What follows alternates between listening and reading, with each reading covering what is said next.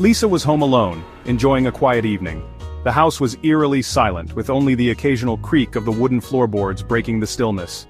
She had always found solace in these moments of solitude, but tonight felt different. There was an unsettling feeling in the air, something she couldn't quite put her finger on. She decided to brush her hair in front of the mirror, hoping the familiar routine would calm her nerves. The mirror, an antique passed down through generations, stood tall and imposing in her bedroom. As she ran the brush through her long hair, she found herself lost in thought, the rhythmic motion almost hypnotic. The room was dimly lit, casting eerie shadows that danced on the walls. She noticed something strange. Her reflection wasn't following her movements exactly. She stopped. The reflection kept brushing. Her heart skipped a beat as she tried to rationalize what she was seeing. Maybe it was a trick of the light, she thought, or perhaps she was just tired.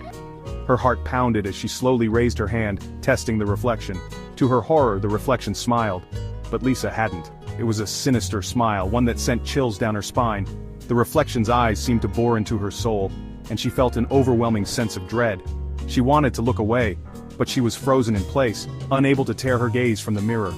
Panicking, she grabbed her phone to call someone, anyone, who could help her make sense of this nightmare. Her hands trembled as she dialed, but when she looked back, her reflection was gone. The empty mirror stared back at her, an abyss of nothingness. She felt a cold sweat break out on her forehead as she tried to comprehend what was happening. A cold breath tickled her neck, sending a shiver down her spine. She spun around, but there was no one there. The room felt colder, and the air was thick with an unspoken menace. A whisper, "You took too long to notice." The voice was barely audible, but it was enough to make her blood run cold. The lights flickered, casting fleeting shadows that seemed to move on their own, and the room went dark. Lisa was plunged into darkness, her heart racing as she stood there paralyzed by fear. She could feel the presence of something sinister, lurking just out of sight, waiting for the perfect moment to strike.